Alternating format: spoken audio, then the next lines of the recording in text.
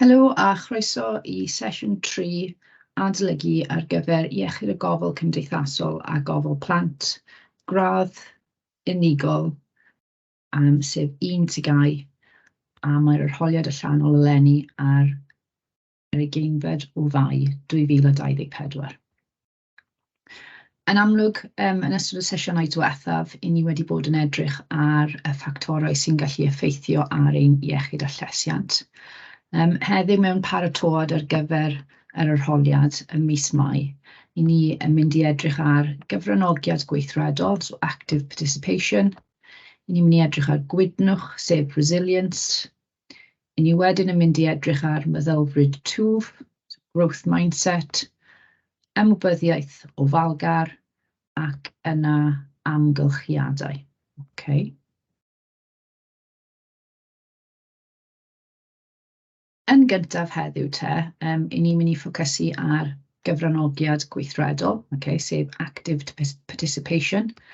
A ystyr cyfranogiad gweithredol yw bod gan plant a phobl hawl mwyn cymryd rhan mewn tasgau bywyd bob dydd mor annibynnol a phosib. Felly beth I ni eisiau yw bod unigolion yn medru gwneud dewisiadau ac yn gallu cymryd rhan actif yn yr hyn sydd yn digwydd iddyn nhw o ddydd I ddydd. Os yw yr unigolyn yn gallu fod yn bartner gweithredol, so an active partner, mae hwn wedyn yn sicrhau mae ei dymuniadau, wishes, yn cael ei gwrdd, ac yn amlwg mae llais ganddyn nhw I gwneud dewisiadau am pethau sydd yn bwysig iddyn nhw. Sut felly ydy yn bosib I unigolyn I fod yn bartner gweithredol ac I gyfrannu'n weithredol tuag at ei hunan mewn sefyllfa falle ble fydd angen gofal. Peth cyntaf gallwn ni wneud yw sicrhau bod yr unigolyn yn cael ei annog ac yn cael ei addysgu am y ffyrdd mae'n bosib iddyn nhw I helpu eu hunan gyda. Enghraifft, sut I gynnal iechyd da, sut I wella os ydyn nhw'n sâl, a'r dewisiadau falle gorau iddyn nhw yn ôl ffordd o fyw. Enghreifftiau o gyfranogiad gweithredol felly yw I annog I unigolyn I fod yn rhan o'r cynllunio sydd yn digwydd ar gyfer ei anghenion. So mae hwn falle yn meddwl bod nhw'n gallu bod yn bresennol mewn cyfarfodydd, mae hwn yn meddwl bod pobl yn gwrando wedyn I beth yw'r dewisiadau neu hoffderau sydd ganddyn nhw.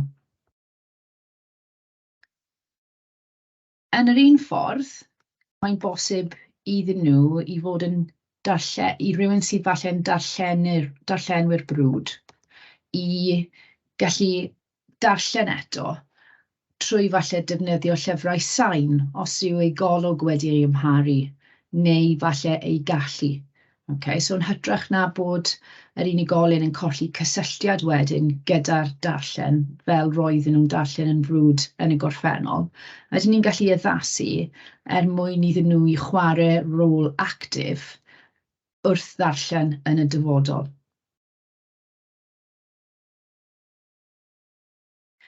Gallwn ni hefyd arsylwi rhwystrau posibl o ddefnyddio adnoddau eraill sydd ar gael. So, enghraifft, mae ganddyn ni falle physiotherapist sy'n helpu unigolyn gyda ei symudedd falle ar ôl bod nhw wedi cwmpo neu o ganlyniad I heneiddio. A gallwn ni hefyd edrych ar lleferydd iaith, os yw yr unigolyn yna'n cael trafferth yn siarad o ganlyniad falle I stroc neu niwed i'r ymenydd. Felly beth I ni eisiau yw I ddod o hyd I ryw fath o datrysiad neu I oresgyrn y problemau neu'r rhwystrau sy'n bodoli mwyn bod yr unigolyn eto yn gallu fod yn chwarae rhan actif neu'n rôl actif o ddydd I ddydd. Mae'n bosib defnyddio symbolau neu luniau I gynorthwyo cyfathrebu. mwyn iddyn nhw i helpu falle gwneud dewisiadau. Os oes ganddyn ni falle unigolyn sydd â problemau lleferydd, neu falle rhywun sy'n swil, diffyg hyder, mae delweddau a symbolau a lluniau yn ffordd effeithiol iawn mwyn iddyn nhw i gyfrannu tuag at falle eu hoffderau neu'r dewisiadau sydd yn bwysig iddyn nhw. Mae hwn yn gallu bod mor syml a falle delweddau gwahanol o brydiau o fwyd. Mae nhw'n pwyntio wedyn at pa bynnag pryd o fwyd mae nhw'n hoffi neu eisiau bwyta ar yr adeg yna. Falle bod angen hefyd i ddod o hyd i offer arbennig neu priodol mwyn hwyluso tasg. Felly meddyliwch am enghreifftiau falle o bobl sydd yn hŷn, sydd yn cael problemau gyda falle sgiliau echdygol manwl gyda'r llaw. Mae'n bosib iddyn ni falle i osod darn o offer ar tapiau yn y cartref, felly maen nhw'n gallu rhedeg tap mwyn gallu berwi'r tegell. Yn yr un modd, efallai bod pobl yn cael trafferth yn agor jariau gwydr, ac i ni'n gallu rhoi dyfais ar ben y jar yna wedyn sydd yn caniatáu nhw yn amlwg i agor pethau, a wedyn byw mor annibynnol a phosib, a eto yn chwarae rôl gweithredol, actif yn be maen nhw'n wneud, yn hytrach na gorfod dibynnu ar bobl i wneud tasgau syml iddyn nhw. Hefyd, ydyn ni'n gallu cael mynediad at ffôn a gwybodaeth mwyn cysylltu gyda ffrindiau a'r teulu. Oes ganddyn nhw mynediad i'r we, a ydyn nhw'n gallu pigo'r falle ffôn i fyny a wedyn gwneud cysylltiad cyson mwyn sicrhau bod nhw'n hyderus i gallu byw yn annibynnol. So os edrychwch chi ar gwefan cybac, mae ganddyn nhw tudalennau o adnoddau mwyn helpu gyda'r broses o adolygu. A os edrychwch chi ar beth sydd ar y sgrin nawr, yn amlwg mae ganddyn ni diffiniad o beth yw cyfranogiad gweithredol, ble mae'r unigolyn yn amlwg yn chwarae partner neu rôl gweithredol yn ei gofal ei hunan, yn hytrach na falle bod y pobl yma'n gwneud penderfyniadau am beth mae nhw'n credu sydd yn bwysig i'r unigolyn yna. So mae ganddyn ni wedyn yn y bocs glas nifer o fanteision cyfranogiad gweithredol. Mae ganddyn nhw enghraifft mwy o reolaeth dros y penderfyniadau sydd yn digwydd iddyn nhw. Mae ganddyn nhw mwy o gyfleoedd i ddysgu a falle datblygu gwybodaeth a sgiliau pwysig ar gyfer addysg a chyflogaeth yn y dyfodol. Efallai bod nhw â cyswllt cymdeithasol gwell oherwydd bod nhw'n rhyngweithio gyda mwy o bobl o ganlyniad falle i dewis gweithgaredd mae nhw eisiau mynychu, yn lle bod rhywun arall wedi dewis y gweithgaredd a does dim diddordeb gyda nhw i fynd ac felly dydyn nhw ddim yn rhyngweithio'n gymdeithasol. Mae ganddyn nhw falle mwy o hunan barch a hyder oherwydd nhw nawr sy'n reoli beth sy'n digwydd iddyn nhw. Mae llais nhw'n bwysig i eraill ac falle am y tro cyntaf am sbel, mae nhw'n teimlo yn eitha balch a special am y penderfyniadau yma. A'r gobeith yw wedyn, maen nhw'n gallu achosi llai o niwed i'w hunan, a hefyd wedyn bod ganddyn nhw iechyd corfforol a iechyd meddwl gwell oherwydd y dewisiadau da maen nhw'n gwneud i'w hunan. Mae ganddoch chi wedyn gwybodaeth yn y bocs oren sydd yn helpu chi i ddeall sut mae cyfranogiad gweithredol yn cael ei werthfawrogi, a pam mae unigolion sydd wedi bod trwy'r proses yma ac yn chwarae ran actif yn ei gofal yn credu bod hwn yn rhywbeth buddiol iawn iddyn nhw. So dyma yw cwestiwn arholiad cododd yn y papur 2023 eleni. So mae Dorothy wedi dewis symud i ofal preswyl. Mae ei gweithwyr gofal yn gyfrifol am rhoi gwybod i Dorothy am bob agwedd ar ei gofal, ac am annog Dorothy i fod yn bartner gweithredol yn ei gofal. Esboniwch y manteision i Llesiant Dorothy os yw hi'n bartner gweithredol.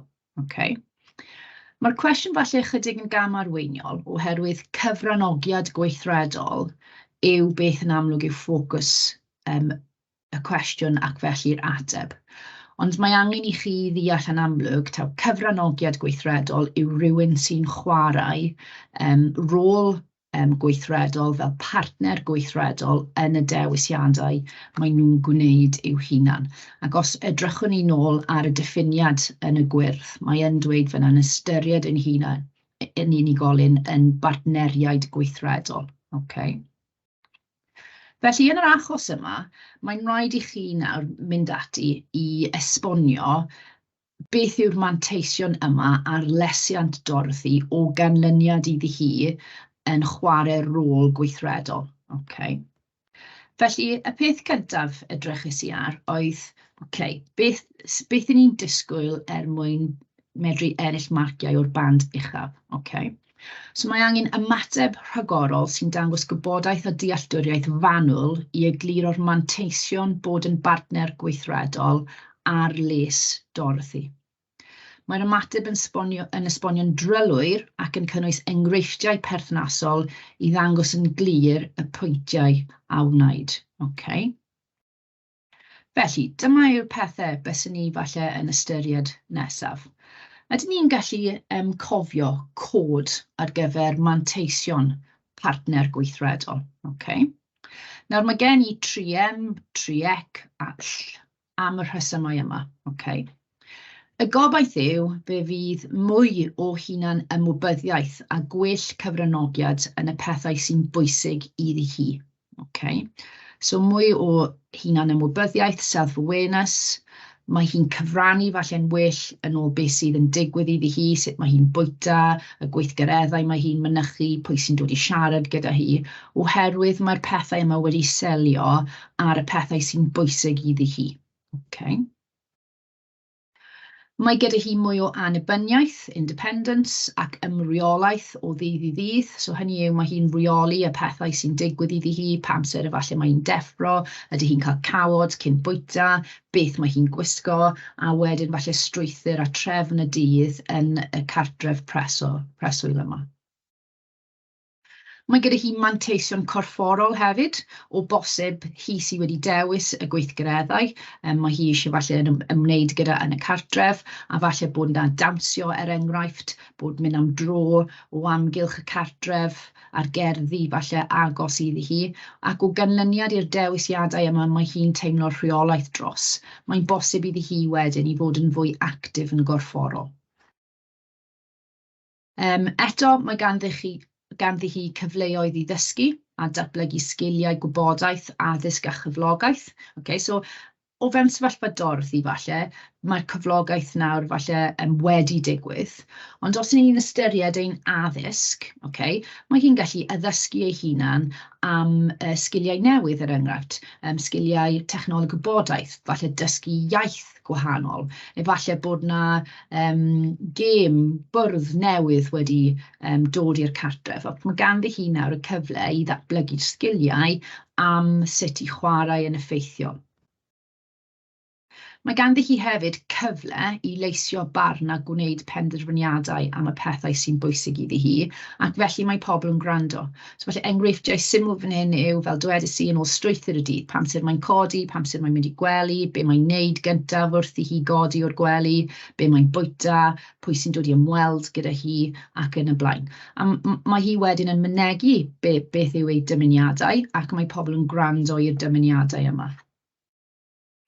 Mae ganddi hi cysylltiad cymdeithasol gwell o ganlyniad i rhyngweithio gyda'r pobl mae hi'n dewis gwneud y gweithgareddau gyda. Efallai mae hi eisiau mynd i bingo enghraifft, yn gwybod bod sawl ffrind yn mynychu'r un sesiwn, a dyna yw'r rheswm dros gwneud y dewis yna. Ac wedyn yn amlwg, fe fydd llesiant gwell gyda hi o ganlyniad i deimlo'n well. Mae ganddi hi mwy o hunan barch. Mae ganddi hi mwy o hyder, oherwydd y rôl pwysig mae hi'n chwarae yn ôl beth sydd yn digwydd iddi hi. Okay. So mae'r cod yn amlwg yn helpu chi wedyn i gofio digon o wybodaeth, ond yn amlwg mae angen enghreifftiau mwyn atgyfnerthu y gwybodaeth yma.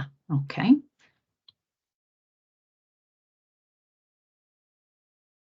Y topic nesaf i ni'n mynd i edrych ar heno yw gwydnwch, sef resilience yn Saesneg. Yn y gorffennol, rydw i wedi gweld cwestiwn arholiad sydd yn gofyn am ddiffiniad o wydnwch, resilience. So mae'r gair gwydnwch yn disgrifio gallu rhywbeth neu rhywun i fownsio yn ôl o bethau sy'n achosi straen. Gwydnwch yw'r gallu i ddelio â thrallod, straen, trauma, tragedy a bygythiadau, ac yn amlwg i oresgyrn y pethau yma, overcome, a dod o hyd i falle datrysiad am y dyfodol. Felly mae'n bwysig iawn i ni i ddeall beth yw'r diffiniad yma.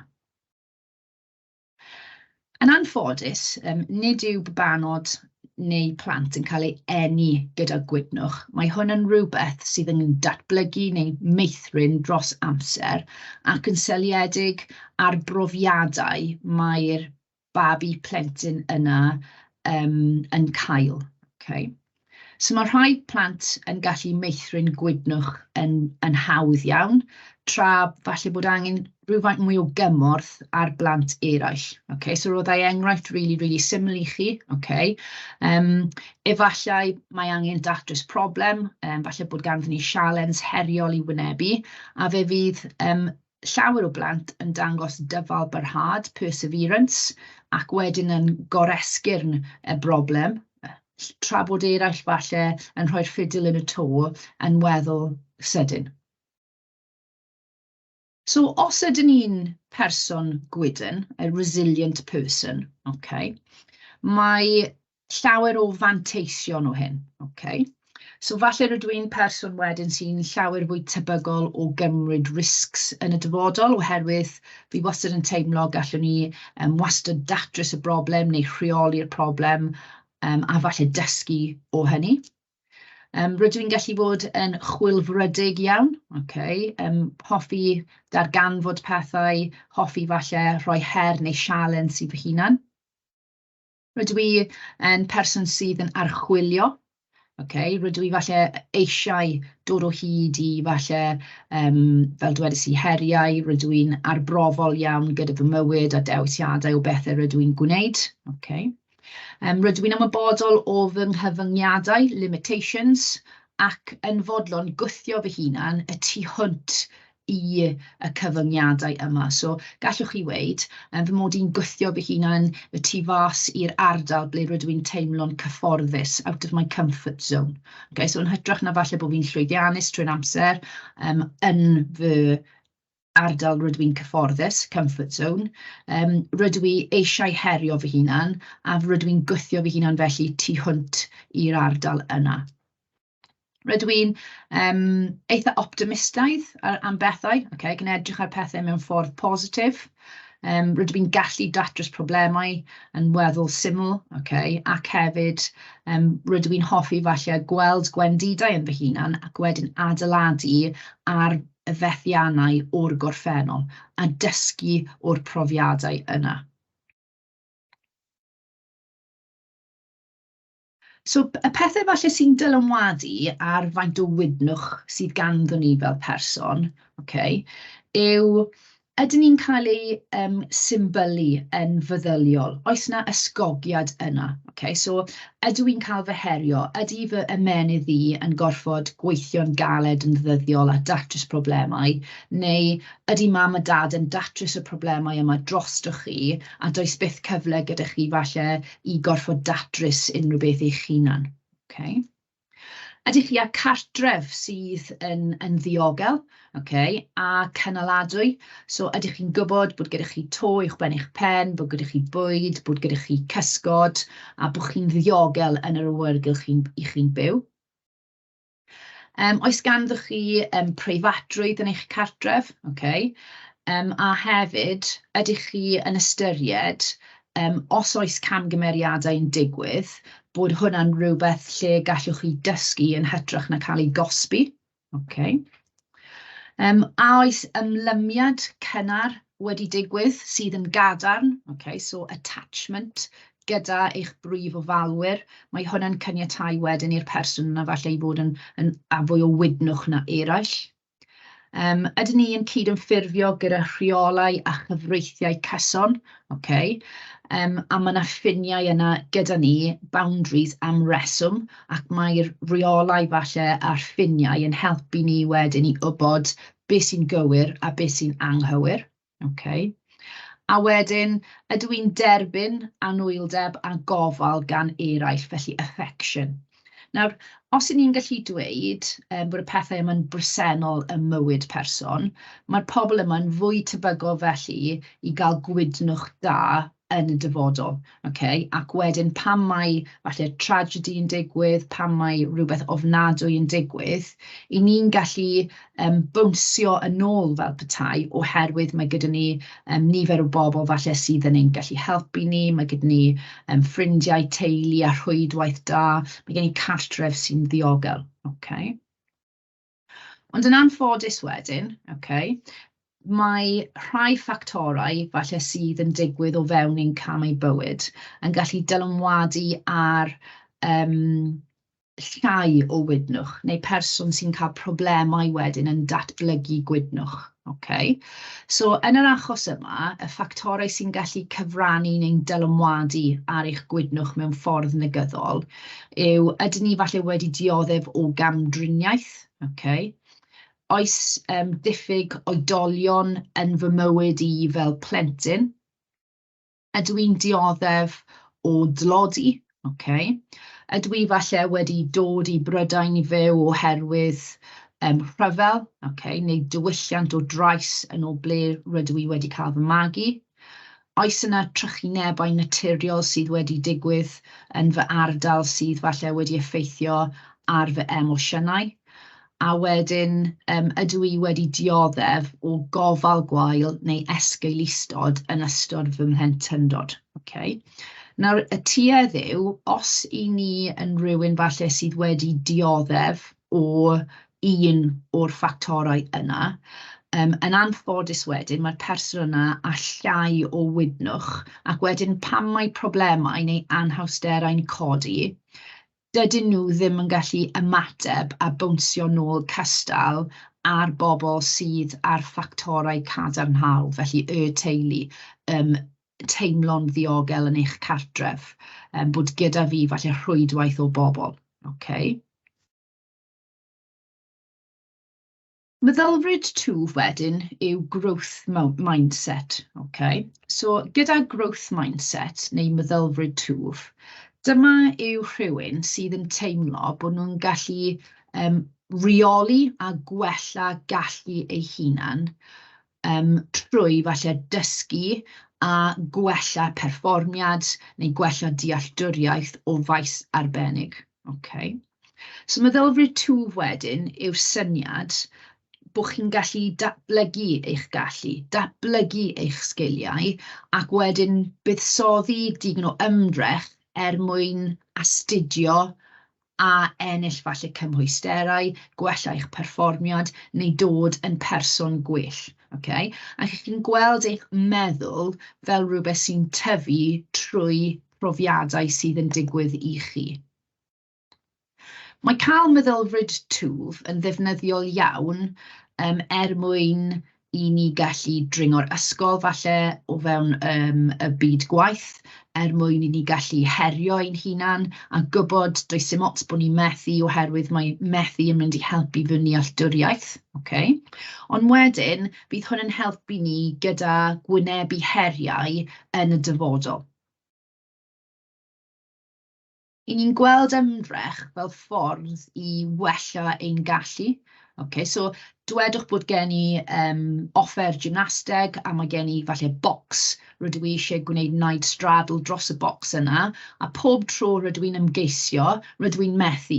Ond pob tro rydw i'n mynd a methu, rydw i'n dysgu rhywbeth gwahanol neu newydd am pam rydw i'n methu, ac wedyn mae yna dyfal barhad, ac yn y pen draw rydw i'n llwyddo o ganlyniad i gael adborth effeithiol, o ganlyniad falle o beth rydw i'n teimlo wrth i fy cynhorfi methu mynd dros y bocs, ac wedyn mae'r holl gwybodaeth yma'n dod at ei gilydd, ac rydw i'n gallu tyfu y meddylfryd mwyn helpu'r perfformiad yna i wella, ac yn amlwg yn y pen draw i neidio dros y bocs. So mae unigolion sydd am meddylfryd twf yn gweld methu fel rhan naturiol o'r broses dysgu. Okay? Felly mae e'n debyg iawn falle yn y dosbarth yw os mae athronydd athrawes yn gofyn cwestiwn i chi, ac ych chi'n ofyn i ateb rhag ofn bod bod eich ateb yn anghywir. Okay? Beth dylech chi feddwl yw, wel does dim ots, achos hyd yn oed os mae fy ateb i yn anghywir, rydw i'n mynd i wybod pam mae'n anghywir a beth yw'r opsiynau mwyn gwella fy nealltwriaeth ar gyfer y dyfodol. Mae'n ffordd felly i'r menydd tyfu, okay, ac yn gwneud yn well yn yr ysgol, neu felly gwneud yn well yn fy ngweithle, okay, ac felly bod yn person well o ganlyniad i adnabod hyn. Dyma cwestiwn arholiad nawr sydd wedi codi ar gwydnwch gwydnwch am meddylfryd twf yn ystod cyfres diwethaf. So trafodwch y ffyrdd byddai ysgol Adam yn gallu ei helpu i ddatblygu meddylfryd twf a dod yn fwy gwydyn. Okay? So, yn amlwg, mae angen y dealltwriaeth arnoch chi gyntaf nhw. Beth yw meddylfryd twf, growth mindset, beth yw gwydnwch resilience wedyn, a beth mae'r ysgol yn gallu caniatáu i Adam i wneud mwyn bod y meddylfryd twf yn datblygu ac iddo fe i fod yn fwy gwydyn yn y dyfodol. Okay? So, un o'r pethau gallwch chi drafod yw, mae'n bosib i'r ysgol dysgu iddo sut i ymgysylltu yn ei amgylchedd academaeth a dysgu mwyn bod yn fwy gwydyn. Enghraifft, ateb cwestiynau, cymryd cyfrifoldebau o gwaith grŵp, aelodi falle a'r cyngor yn yr ysgol. Okay, so mae'r pethau yma wedyn yn gwneud iddo fe i falle chwarae rôl fwy blaengar, okay, yn beth sy'n digwydd iddo fe, yn falle defnyddio ei llais a'i dewisiadau, ac felly mae yn tyfu'r ymenydd ac yn gweld hyn fel ffordd o datblygu ei hunan a falle uwchsgilio neu ennill mwy o dealltwriaeth dros pethau. Okay, gall yr ysgol hefyd gwneud iddo fe i deimlo fel ei fod yn perthyn a bod ganddo dargedau ar gyfer y dyfodol a fydd yn ei helpu ymdopi'n well pan ddaw falle cyfnodau anodd. So, ydy e'n cael ei mentora o bosib yn yr ysgol?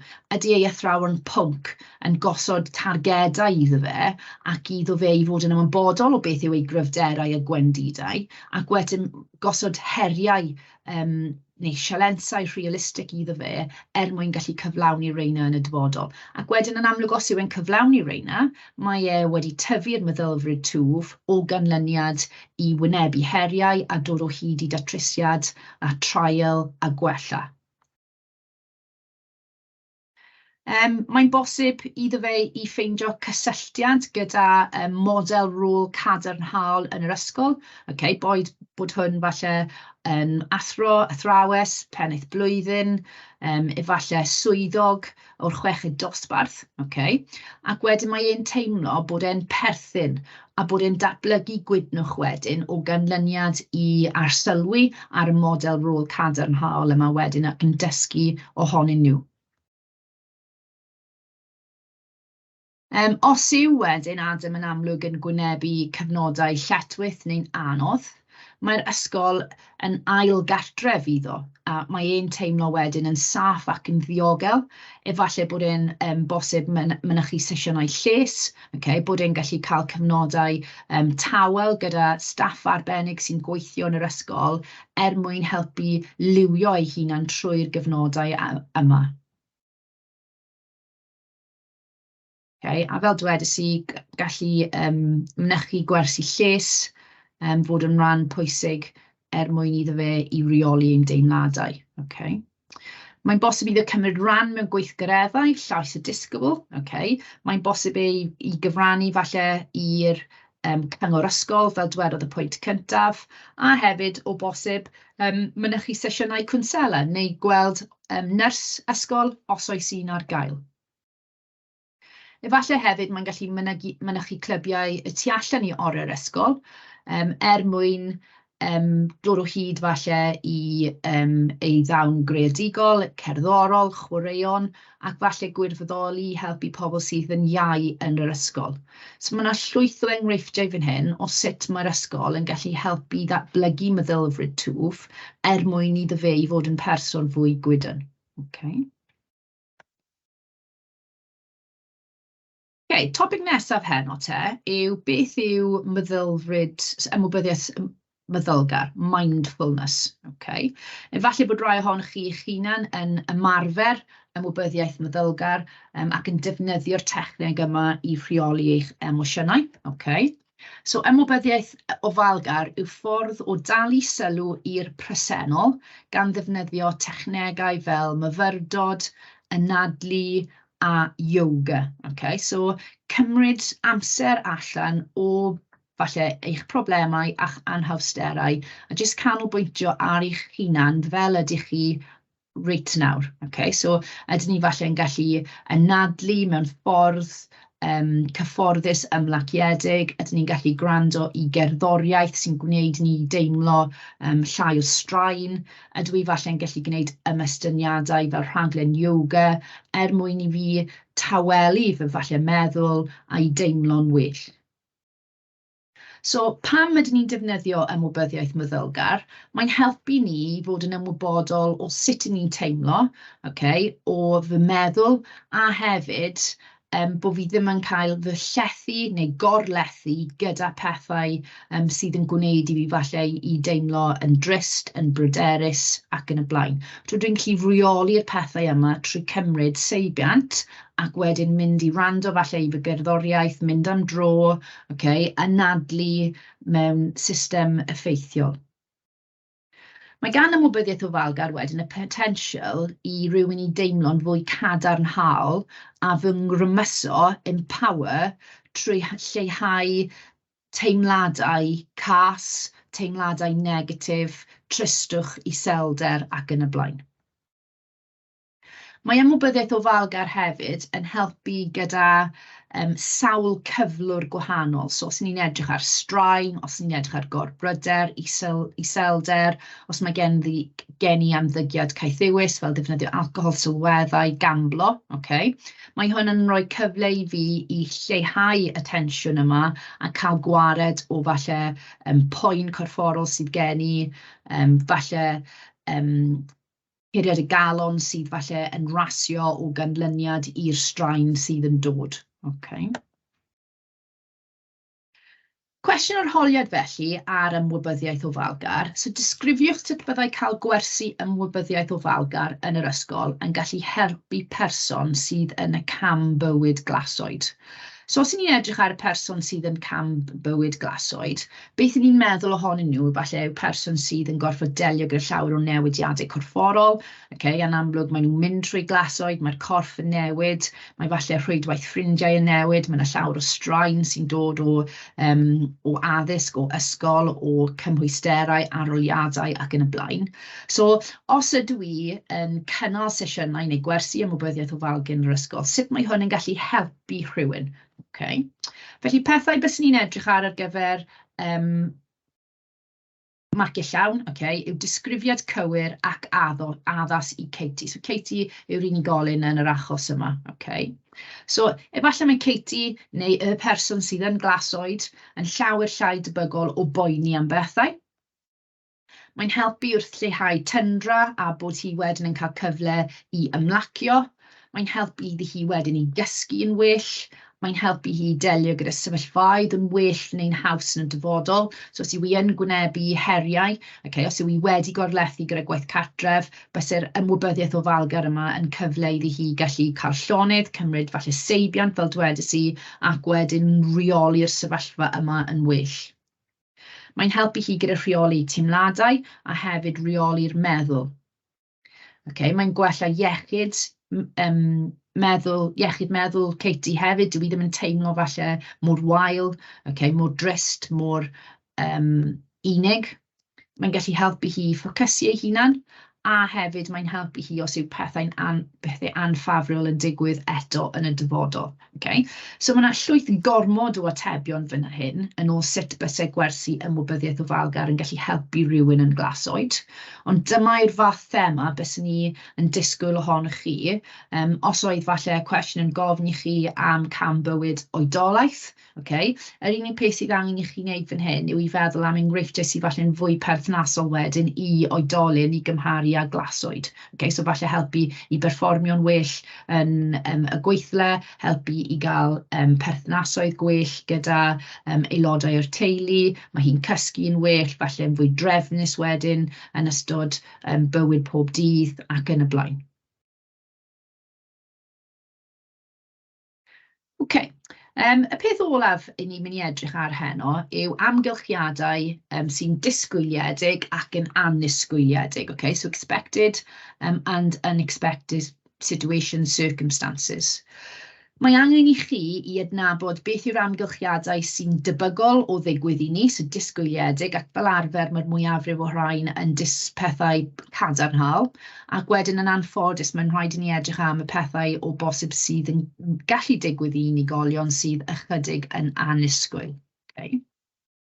Felly, beth rydw i wedi gwneud i helpu chi yw i osod bocsys sydd ar wahân mwyn bod gyda chi syniad o beth yw'r pethau disgwyliedig.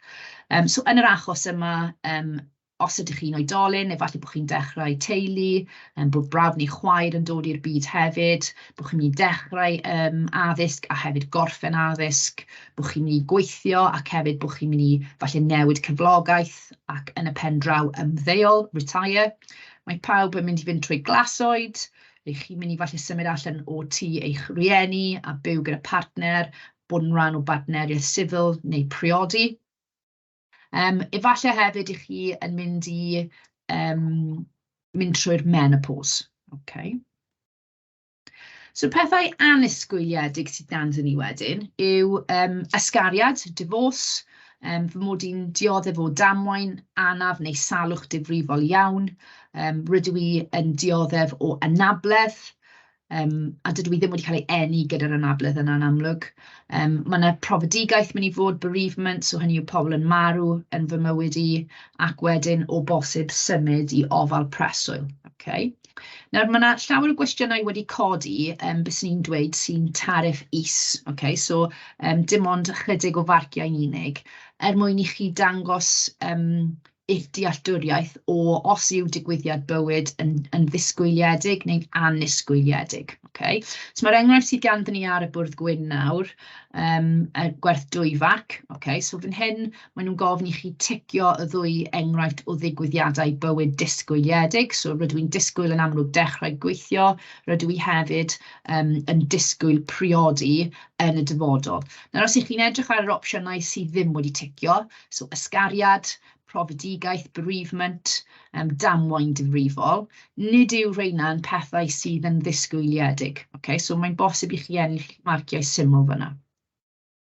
Wedyn, esboniwch sut byddai marwolaeth rhywun agos yn gallu effeithio ar unigolyn. So ni dal ar yr un thema nawr o ddigwyddiadau bywyd. So nid yn unig oes rhaid i chi adnabod beth sy'n ddisgwyliedig ac anisgwyliedig, ond hefyd i chi fod yn hyderus gyda pa bynnag un sy'n codi, ydych chi'n gallu dweud sut mae hwn yn mynd i effeithio yn bositif neu negatif ar yr unigolyn.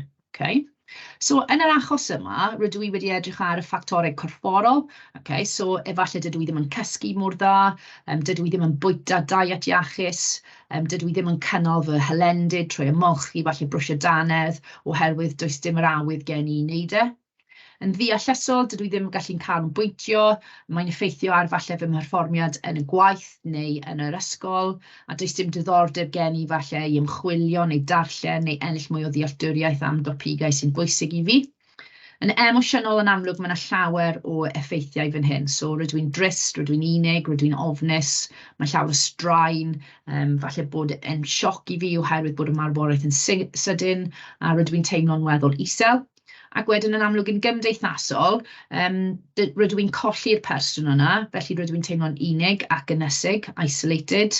Fi wedi colli fy mhwrpas, felly dydw i ddim yn mynychu digwyddiadau, rydw i'n cadw pellter o eraill oherwydd dydw i ddim eisiau bod falle mewn sefyllfa lle rydw i'n upset ac yn dangos i eraill pa mor drist ydw i, felly rydw i'n ysgoi mynd i unrhyw le ac yn aros yn y cartref. Okay. So beth sydd gyda fi fyna yw yn amlwg gormod o atebion, ond cydbwysedd yn ôl, ydych chi'n gallu cynnig digon o amrywiaeth o atebion yn lle falle bod chi jyst wedi edrych ar yr effeithiau emosiynol yn unig. Byse'r cwestiwn falle'n fwy heriol os oedden nhw'n gofyn specifically am un maes datblygiad. So, enghraifft, disgrifiwch yr effeithiau, esboniwch yr effeithiau emosiynol yn unig. Nawr, byse hwnna'n culhau ein opsiynau ni yn enfawr. Okay? Felly, beth sydd angen i chi gallu wneud yn yr achos yma yw cadw eich atebion mor eang a phosib. Okay? Nawr, mae'r slides nesaf wedyn yn helpu chi weld sut yn union ydyn nhw'n gallu gofyn am meysydd datblygu o fewn y cwestiwn sy'n seiliedig ar digwyddiadau bywyd disgwyliedig ac anisgwyliedig. So fan hyn, mae Hazel yn 65 blwydd oed ac mae hi newydd ymddeol. Mae wedi gweithio i'r un cwmni ers 22 o flynyddoedd. Trafodwch yr effeithiau cymdeithasol, deallusol ac emosiynol gallai ymddeoliad Hazel ei gael ar ei ddatblygiad. Okay? So peth cyntaf mae'n rhaid ni sylwi yw, mae ymddeoliad yn amlwg yn rhywbeth disgwyliedig, expected. Okay.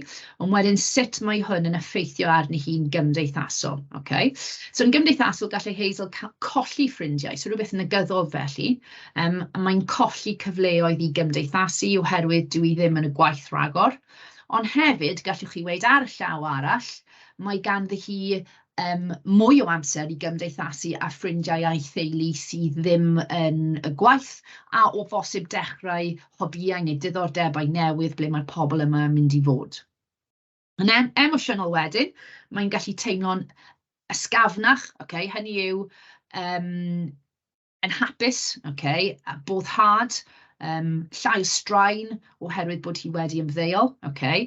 Ond hefyd, oherwydd bod hi wedi ymddeol, gallai hi nawr poeni am y dyfodol, dydy hi ddim falle wedi paratoi yn drylwyr ar gyfer ymddeol, mae'n ansicr o beth sydd yn dod yn y dyfodol, ydy hi â digon o incwm o'i pensiwn ac yn y blaen.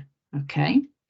Yn ddeallusol wedyn, efallai gallwch chi weid dyw ymenydd Hazel ddim yn cael ei stimuleiddio cymaint, dwi ddim yn gorfod gwneud cymaint o benderfyniadau, dwi ddim falle yn mynd i cael hyfforddiant pellach, dwi ddim yn mynd i gorfod addysgu ei hunan am pethau mae hi wedi cyflawni yn y gwaith. Okay? Ond hefyd, mae gyda hi mwy o amser i wneud pethau fel darllen, gwrando i radio, dechrau diddordebau newydd, dod o hyd i gwybodaeth newydd am bethau dyw i erioed wedi gorfod ystyried o'r blaen. So be fi wedi trio wneud gyda fy atebion yw gosod stamp, okay, dyma'r pethau negyddol sy'n gallu digwydd, ond ar y llaw arall yn gymdeithasol mae hwn yn bositif oherwydd. Okay? Nawr ni edrych ar un enghraifft bach arall o ddigwyddiad bywyd eto sy'n ddisgwyliedig, so priodi.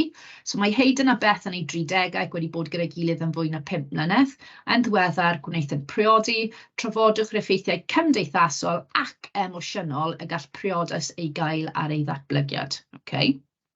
Nawr, yn syth rydw i'n dechrau meddwl, cymdeithasol, beth sy'n cadarnhaol, hefyd, cymdeithasol, beth falle sydd yn negyddol. Okay? So fan hyn, yn gymdeithasol, gallai priodas fod yn rhywbeth cadarnhaol, oherwydd mae ganddyn nhw ffrindiau, maen nhw'n gallu cymdeithasu gyda'i gilydd, falle bod nhw'n mynd i lefydd newydd o ganlyniad i fod yn bar sydd newydd priodi. Okay? Ond hefyd, maen nhw'n teimlo chydig yn gyfyngedig oherwydd, wel, rydw i'n gwario llawer o amser gyda fy ngŵr, a nawr dydw i ddim yn gweld fy ffrindiau cymaint a beth hoffwn ni neu beth roeddwn ni. Okay.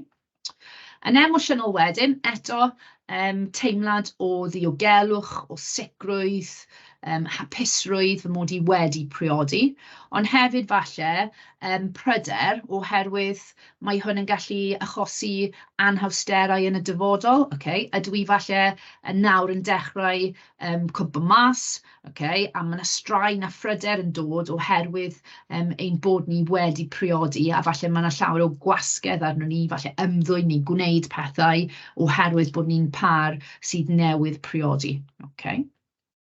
Nawr, yn amlwg, be mae angen i chi gallu gwneud i fod yn hyderus gyda bob un o'r digwyddiadau bywyd disgwyliedig ac anisgwyliedig. Os nad yw'r cwestiwn yn gofyn i chi am falle effeithiau cymdeithasol ac effeithiau emosiynol. Mae angen i chi wedyn dangos dealltwriaeth o'r 4 maes datblygu gwahanol a sut mae hwnna'n gallu effeithio arnyn nhw. Okay? Ond yn amlwg, os mae'r cwestiwn specifically'n gofyn am maes datblygu arbennig, yna mae angen jyst canolbwyntio ar y maes yna. Okay? So diolch am wrando heno. Dyma oedd sesiwn 3, mae sesiwn 4 wedyn yn mynd i edrych ar ein rhaglenni sgrinio a dulliau atal ac ymyrryd yn gynnar mwyn cynnal iechyd a llesiant digonol i bawb. Diolch yn fawr.